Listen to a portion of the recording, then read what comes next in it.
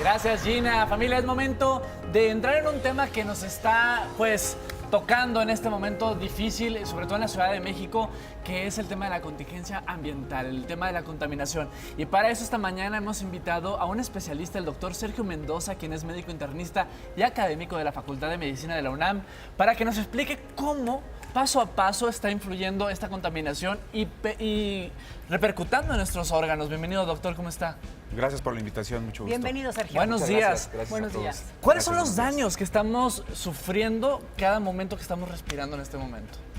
Fíjate que el problema de la contaminación ambiental pues ha venido en aumento a través de varias décadas ya, los últimos años todavía más, porque pues el sistema de defensa del cuerpo en realidad pues se ha adaptado, se ha venido evolucionando para defenderse en contra de infecciones.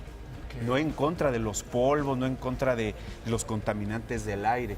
Y eso es lo más tremendo, porque en la medida que ha aumentado la cantidad de partículas nocivas, de partículas tóxicas en el aire, pues evidentemente el cuerpo no ha podido adaptarse a ello, ¿no? Porque prácticamente no está hecho para eso. Claro. Entonces, en el momento en que estas partículas nocivas empiezan a entrar a nuestro cuerpo, pues evidentemente está habiendo un daño que puede ser incluso progresivo. ¿Pero cuál? Por ejemplo, no sé, los pulmones, los riñones, ¿qué afecta?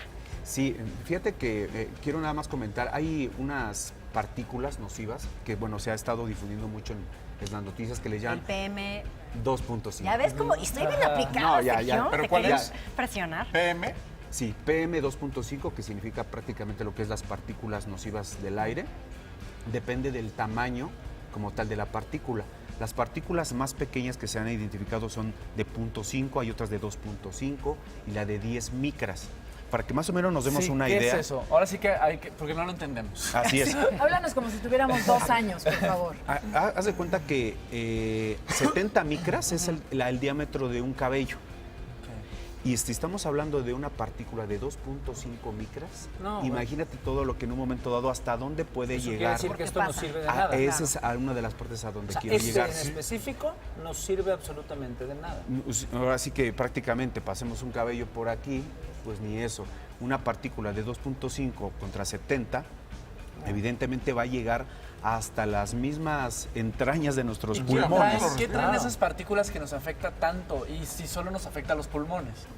Fíjate que el daño pulmonar es como que la punta del iceberg del daño orgánico que podemos tener a causa... ¿Un efecto colateral se podrá decir? Digamos que más bien es como que lo que más le ponemos atención, lo que es el daño pulmonar. La gente piensa que lo que me hace daño es los ojos, la nariz, la tosecita, el sistema respiratorio. Pero eso es prácticamente la punta del iceberg de algo que en un momento dado no nos deja mirar o nos distrae la atención de que realmente haya otros problemas en otros órganos, dependiendo además pues el diámetro de las sustancias que estamos inhalando, ¿no? ¿Qué órganos? Es que al final te puede afectar todo, pues estás respirando, eso entra al cuerpo y se agarra de cualquier... Tu cuerpo, pues. Claro. Así es, estas partículas 2.5 llegan hasta los alvéolos. ¿Qué son los alvéolos? Es como si fuera la nariz de nuestros pulmones. Es exactamente la unidad donde uno empieza a respirar. Pero esa está junto a los capilares donde pasa la sangre. A eso voy, a lo que comentas.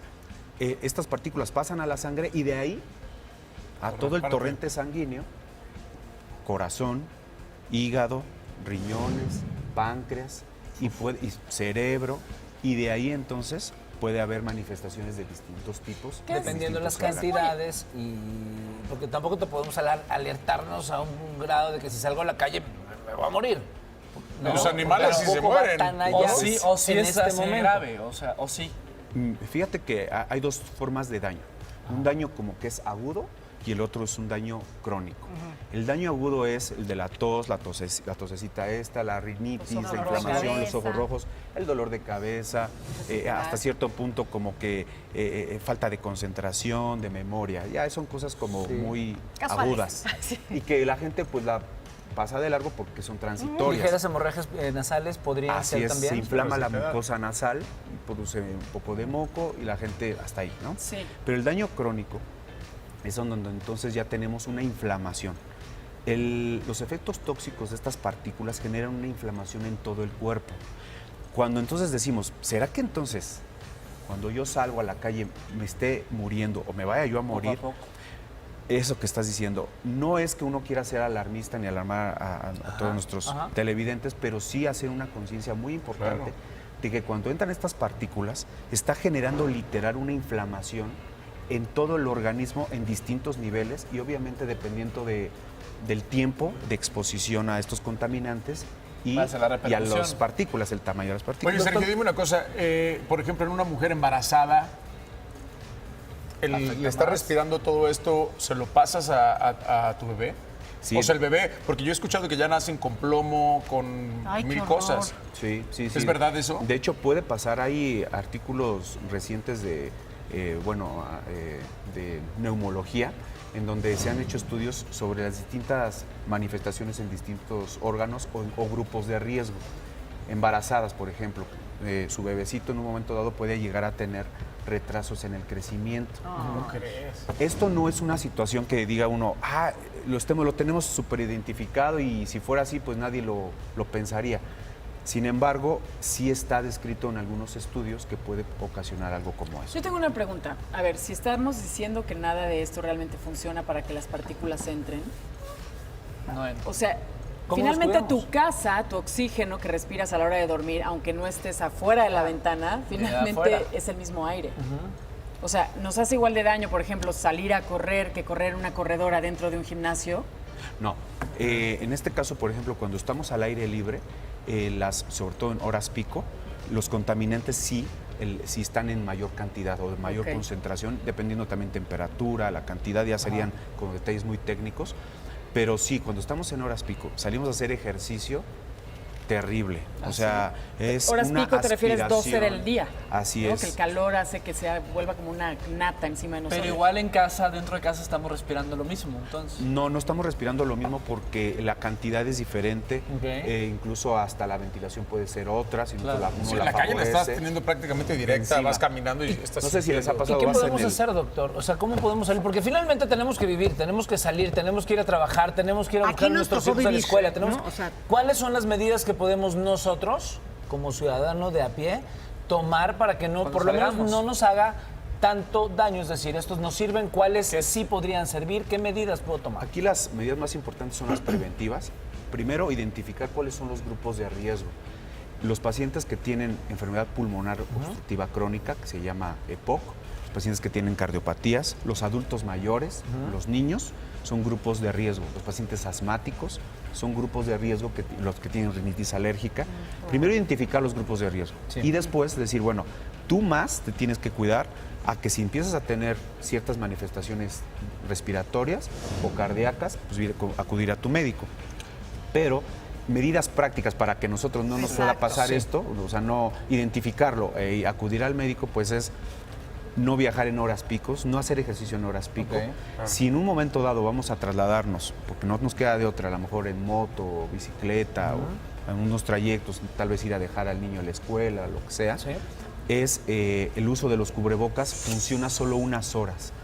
Unos de estos cubrebocas solamente tiene una utilidad luego de 8 horas.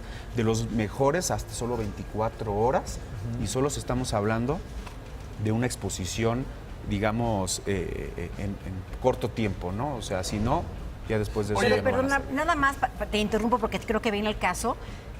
¿Cuáles serían las horas pico? Yo como sé cuáles son las horas pico. Fíjate que se recomienda que después de las 7 de la noche y antes de la 1 de la tarde se puedan hacer ciertas actividades.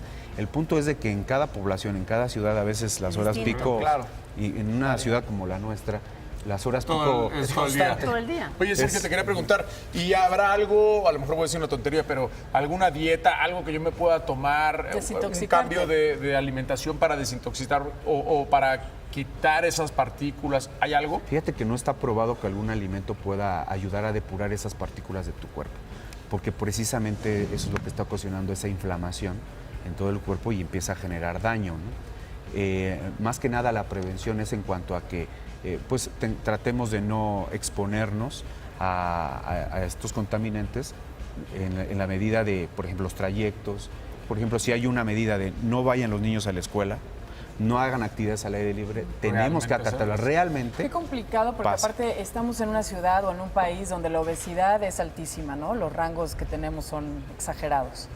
Y luego aparte promovemos el ejercicio y movernos. Pero entonces ahora es mejor ya no te muevas. O sea, se me hace muy duro lo que Pues estamos viviendo. realmente estamos viviendo un momento súper duro, pero como tú dices, creo que todo está en tener conciencia de que sí está pasando algo y que tenemos que tomar las precauciones necesarias. Sergio, ¿y qué es lo que más contamina?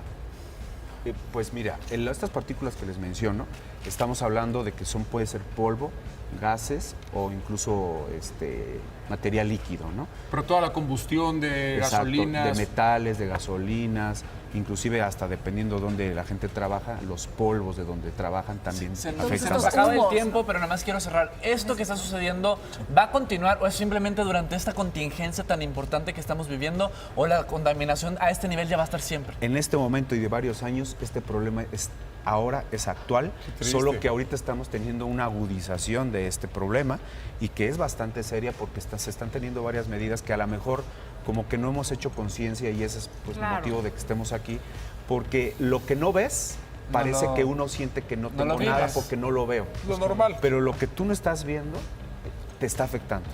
Doctor. Nos está afectando porque son partículas muy pequeñas y realmente está A habiendo tomar una precauciones. Te agradecemos, doctor Sergio Mendoza, gracias por Gracias. estar con nosotros. Gracias. Y a no gusto tomarla a la estar con ligera, ustedes. familia. Hay que ser precavidos. Continuamos porque todavía hay mucho más aquí en Sale el Sol. Sale el Sol, lunes a viernes 9 a.m. Participa en Imagen Televisión.